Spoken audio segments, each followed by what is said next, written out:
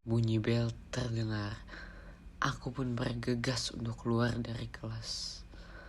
Namaku adalah Angga Raditya Khairaman, biasa dipanggil Angga. Aku merupakan seorang siswa di SMA Kartisula yang terletak di ibu kota Indonesia. Aku lahir di Sumatera Barat di kota Padang. Namun ayahku memiliki kerjaan di ibu kota, sehingga aku dan keluarga aku pindah ke ibu kota pada saat aku masih berumur 3 tahun. Dan sekarang aku berada di sini, di kota di mana semua orang berpusat, di Jakarta. Di sekolah aku sering mendapat masalah karena banyak wanita yang sering mengejarku. Sebab aku sedari kecil sudah terkenal akan ketampanannya. Banyak sekali teman dari orang tuaku yang ingin menjodohkanku dengan anaknya. Namun aku selalu menolaknya, mau secantik apapun putri mereka. Bahkan ada orang yang menggunakan pelet kepadaku demi mendapat hatiku. Kembali ke masa sekarang, waktu sudah menunjukkan jam istirahat. Aku pun bergegas untuk pergi ke kantin bersama 2 sahabatku. Mereka bernama Farel Khairul Aprilio dan Gusti Wawiling Ayub. Farel dan Gusti adalah teman terdekatku dari aku SD. Aku selalu bersama mereka kemanapun aku pergi, dan mereka selalu bersamaku kemanapun mereka pergi. Pada saat aku dan kedua sahabatku sedang berjalan ke kantin, tiba-tiba ada seseorang yang menabrakku. Tidak seperti gadis lainnya, mukanya terlihat kesal ketika bertabrakan denganku. Lalu dia menegurku dengan suara yang datar. "Kalau jalan pakai mata dong," serunya. Aku pun terkaget karena bingung dalam hati. Lalu dia menegurku dengan suara yang datar. "Kalau jalan pakai mata dong," serunya. Aku pun terkaget karena bingung. Dalam hati aku berkata, mengapa dia memarahiku? Padahal dia yang tidak melihat ke depan. Aku pun meminta maaf karena tidak ingin memperpanjang masalah. Kedua temanku juga terlihat bingung. Lalu kita melanjutkan perjalanan. Ketika kami sudah sampai di kantin, kedua temanku pun terkagum-kagum oleh gadis itu. Karena ternyata masih ada seorang wanita yang tidak menyukaiku. Farel berkata, "Gak nyangka Gus, ternyata masih ada orang yang gak suka sama si Angga." "Benar juga kamu Rel," jawab Gusti. Aku pun hanya diam dan melanjutkan menghabiskan makananku. Lalu hari pun berlanjut seperti biasa. Keesokan harinya ada lomba antar kelas. Aku pun terpilih untuk mengikuti lomba debat. Lomba ini memiliki 1 peserta dari setiap kelas. Lomba ini berlangsung 2 hari. Hari pertama adalah kualifikasi dan semifinal. Sementara hari kedua adalah final. Singkat cerita, aku berhasil memenangkan kualifikasi dan semifinal. Tibalah hari kedua. Lawan debatku merupakan seorang perempuan yang bernama Alexa. Alexa sangat lihai dalam berkata-kata. Dia sepertinya sudah sering berdebat, sehingga dia dengan mudah menemukan celah di setiap pembelaanku akan topik. Hingga akhirnya, Alexa pun memenangkan lomba debat tersebut. Dia pun menempati posisi juara pertama, dan aku menempati posisi juara kedua. Saat lomba berakhir, dia pun menghampiriku dan berkata, "Selamat ya atas juara keduanya," dengan nada seolah merendahkan. Aku hanya berterima kasih, lalu aku pun segera meninggalkannya. Lomba pun berakhir. Aku pulang ke rumah dengan perasaan campur aduk antara sedih dan tidak peduli. Seminggu berlalu setelah lomba. Sekolah mengadakan acara menginap keluar kota yang dinamakan LBM atau liburan menyegarkan murid. Acara diadakan selama 4 hari. Kita menginap di sebuah penginapan di sana. Sebelum ke area wisata, ada pembagian kelompok untuk nanti menjalankan berbagai aktivitas bersama di sana. Aku dipilih untuk masuk dan menjadi ketua kelompok 4. Total ada 7 kelompok dari keseluruhan angkatan kita. Di dalam kelompokku, aku bertemu lagi dengan gadis yang sempat menabrak aku waktu itu. Ternyata namanya adalah Adelia. Aku mencoba menghampirinya untuk berkenalan dengannya. "Halo Adelia, aku Angga. Aku merupakan ketua kelompok kita, kelompok 4, kataku. Matanya menyipit dan jidatnya mengkerut. seperti mencoba mengingat sesuatu. "Oh, yang menabrak aku waktu itu ya?" ujarnya. Tiba-tiba suasana menjadi canggung. Aku bingung mengapa dia masih saja mengingatnya dan masih saja menyalahkanku. Aku mencoba mencairkan suasana ini dengan mengganti topik. Hehehe, iya, semoga kita bisa akrab ya selama aktivitas ini, jawabku dengan canggung. Di kelompokku juga ada Alexa, seorang murid yang sempat mengalahkanku di lomba debat antar kelas. Waktu itu, aku pun menghampirinya dan mengatakan hal yang sama seperti yang aku bilang kepada Adelia.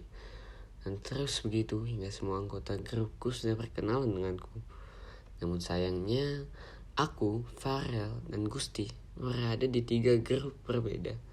Setelah itu, kami dibubarkan dan kami pulang ke rumah masing-masing. Waktu pun terus berjalan dan 5 hari setelah pembagian kelompok, kita berangkat menggunakan sebuah bus. Perjalanan menuju ke tempat tujuan memakan waktu sekitar 5 jam dari sekolah kami, karena kami berhenti di beberapa tempat. Perjalanan jadi makan waktu selama 8 hingga 9 jam. Kita sampai di penginapan saat tengah malam. Untungnya sekolah membebaskan kita memilih kamar dan teman sekamar. Satu kamar muat hingga 4 orang. Aku sekamar bersama Farel, Gusti, dan satu teman kelas kami. Keesokan harinya kita diberi waktu istirahat hingga sore.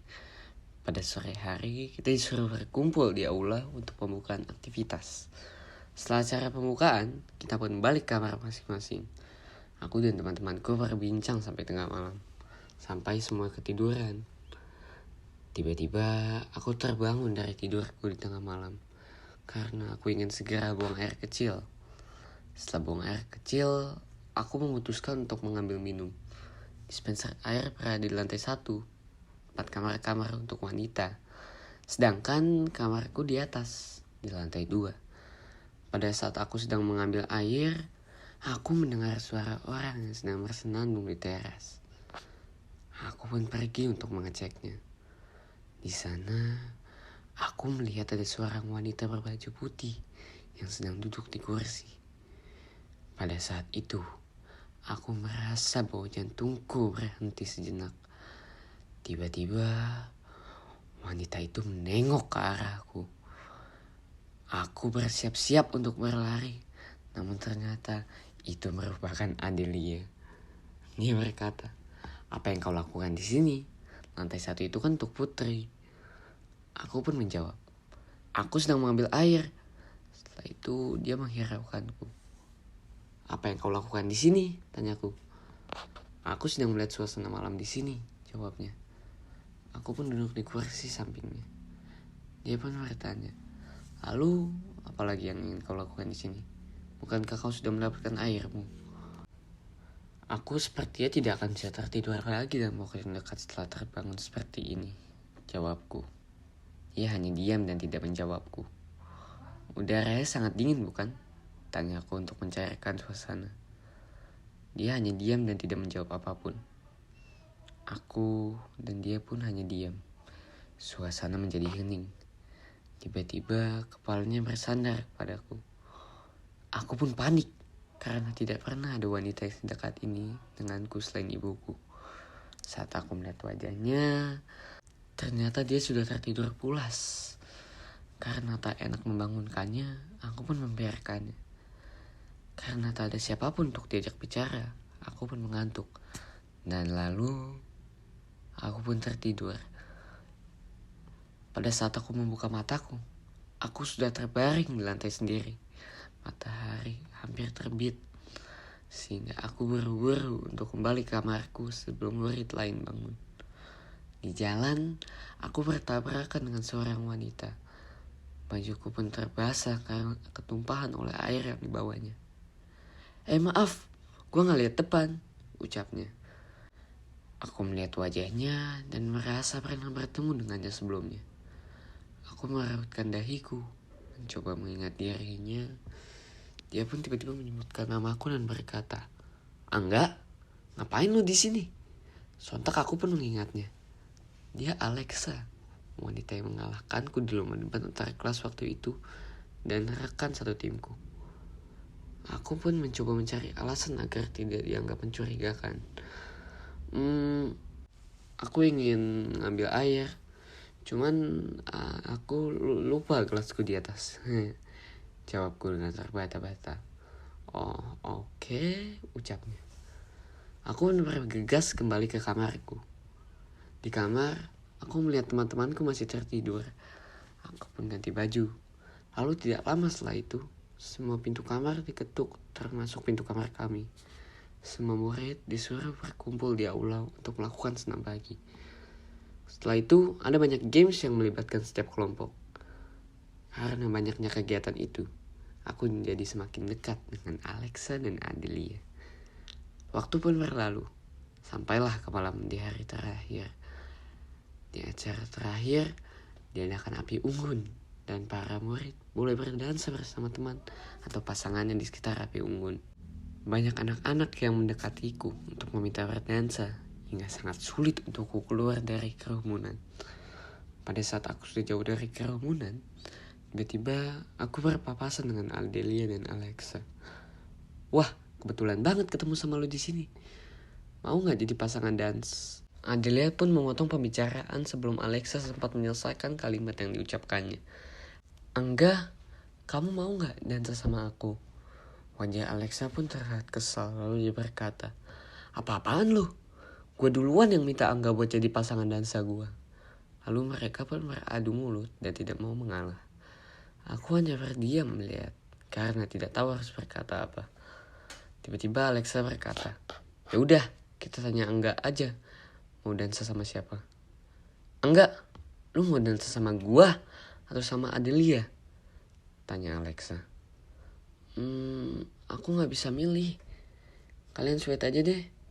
Mereka berdua pun menentukannya dengan sweet. Dan pemenangnya adalah Adelia. Yeay, aku menang.